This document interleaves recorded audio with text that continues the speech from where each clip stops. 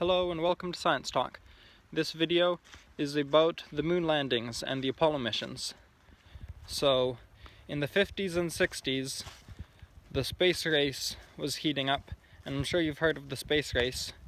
It was during the Cold War, which was a period of tension between the United States and the Soviet Union, and each of those nations were trying to assert their ideology and their place as world superpowers and trade partners, and the space race was part of that, involving technology and rocket and space capability.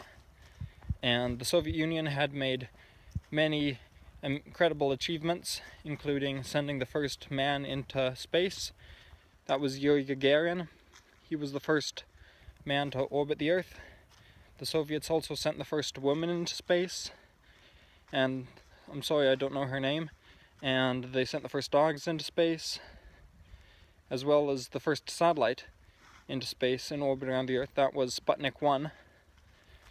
And America was, of course, making achievements as well, and they got men into orbit around the moon and performed spacewalks, and the decision was made by the US government to attempt to send men to the moon, which was a massive undertaking, and thousands and thousands of very bright individuals, men and women, worked on the Apollo projects.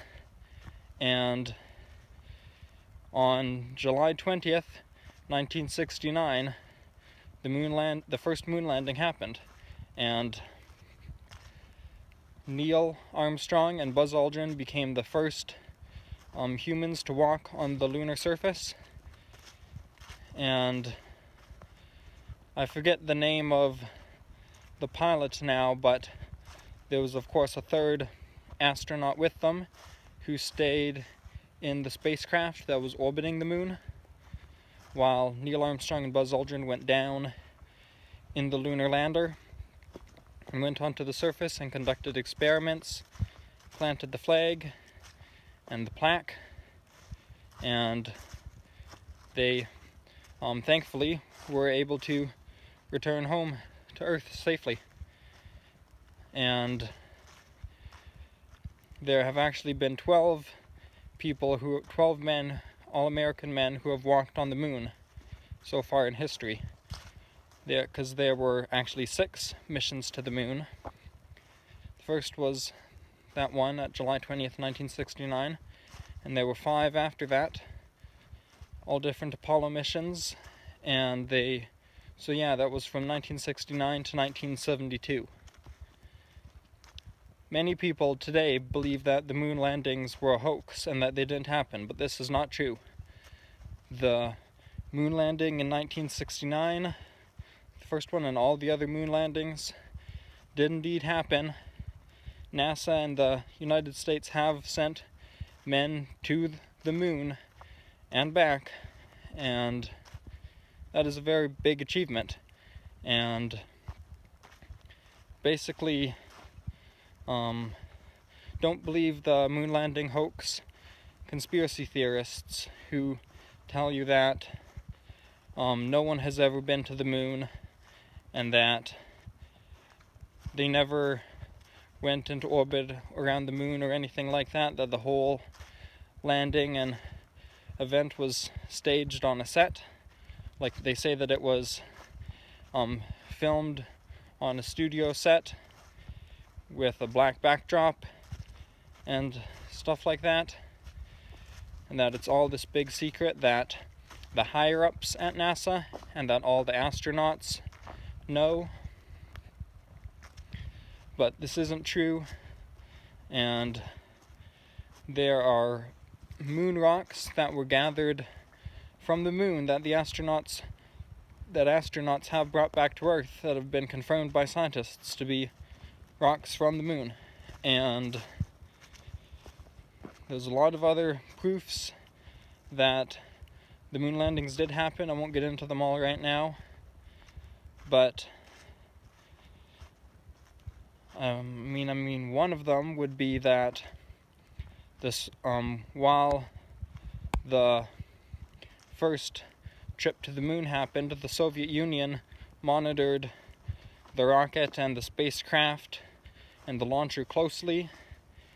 The Soviet Union monitored everything that was going on, and if the scientists at the Soviet Union had any reason to believe that the moon landings were faked, then they would have said so, and they never said so. Again, that's not necessarily proof, but it shows you something.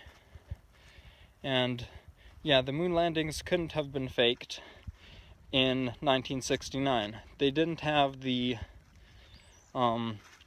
technology to be able to fake the things that